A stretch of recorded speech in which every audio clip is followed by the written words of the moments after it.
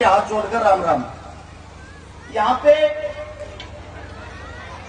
मेरी मास्टर शक्तियां ज्यादा बैठी है।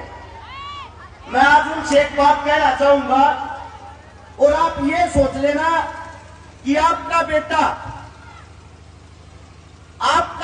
होने के नाते आपको ये बात कह रहा हूं।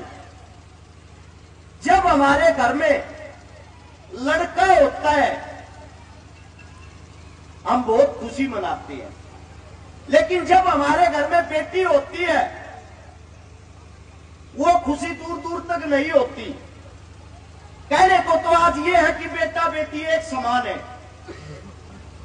लेकिन एक समान की जब बात आती है, जब हम एक बेटी का लालन पालन पोषण करते हैं, उसको पढ़ा लिखा के बड़ा करते हैं, उसके लिए सरकारी नौकरी वाला लड़का ढूंढते हैं।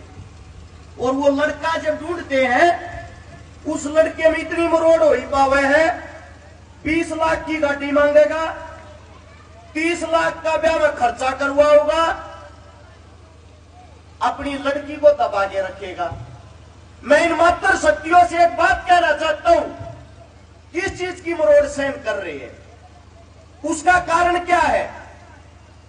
क्यों ना हम अपनी बेटियों को उन लड़कों से ज्यादा पढ़ाए, उन लड़कों से ज्यादा बड़ी सरकारी नौकरी लगवाए और नौकरी लगवाकर वो लड़की स्वयं ये कहे मेरे घर बारात लेके जब आना, जब खाली मेरे को ले जाने का दम हो, मेरे परिवार को ले जाने का नहीं।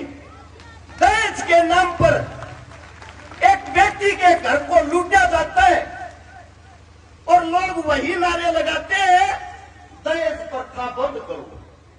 आप सभी को इतना ही कहना चाहूंगा, ये प्रथा शिक्षा से, जागरूकता से बंद हो सकती है। अब हमारे को भी कई साथी ये बोलते हैं, जब आप किसी साथी में गरीब की मदद करने के लिए जाते हो उसको दहेज क्यों देते हो? एक पत्रकार ने मेरे से सवाल किया। मैंने पत्रकार से पूछा, भाई साहब आपकी शादी हो रही है? बोले हाँ हो रही है। तेरी बहू घर आई जब के लाई थी, बिना TV, fridge, AC, double bed, संदूक, अलमारी, तन्ने क्यों ना बंद करी भैया प्रथा? मैं इतना ही कहना चाहूंगा, अपनी बेटियों को अपने पैरों पर खड़ा करें। जब वो बेटी खुद नौकरी लगेगी और जब वो अपने से समान लड़के के साथ शादी करेगी, दोनों की सोच, दोनों की कमाई एक जैसी होगी। दुनिया की हकीकत यह है, बाप बड़ा ना भैया, सबसे बड़ा रुपया, यो रुपया दहेज दिवावे है। आप सबसे इतना ही कहूंगा, मेरी मात्र शक्तियों, ये बेटियां तुम्हारी इज्जत है। जब लड़का पैदा हो जाए, लड़का रात में भी कितना चला जाएगा, न्यू कहेंगे कोई ना छोरा है तक हो गया, और छोरी ने गेट के बाहर नहीं जान देते।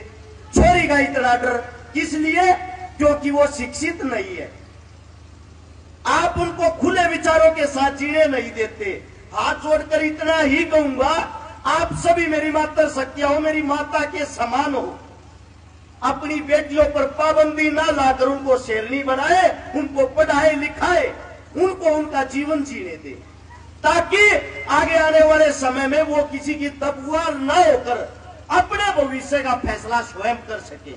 और धन्यवाद करना चाहूंगा इस पीपली की जमीन का। यहाँ पे हमारे गुरुजी, मास्टर जी कहाँ गए? सुरेंद्र जी, ये वो अध्यापक है। हमको ये समाज सेवी नहीं है, इसलिए समाज सेवा क्या होती वो बताता हूं। आज के टाइम में जो मुफ्त में घर घर शिक्षा पहुंचाए, और शिक्षा वो शेरनी का दूध है जो जितना पिएगा उतना दाढ़ेगा। असली सेवा गुरुजी कर रहे हैं। गांव के अंदर कोई भी प्रोग्राम हो, गांव के अंदर छोटे से लेकर मोटा कितना भी बड़ा प्रोग्राम हो, सबसे पहले सबसे आगे अगर कोई मिलता है वो गुरुजी मिलते हैं। मैं सैल्यूट करता हूं, सलाम करता हूं इनको।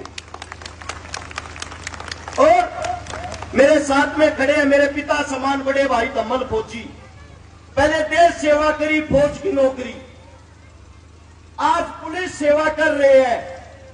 एक दिन भी अगर फ्री होते हैं सुबह उठते ही कॉल करते मेरे पास, बता कहां सामाजिक प्रोग्राम है, कहां चल रहा, मेरी गाड़ी तैयार है। आज के वक्त अपने बच्चों से दूर कोई नहीं जाना चाहता।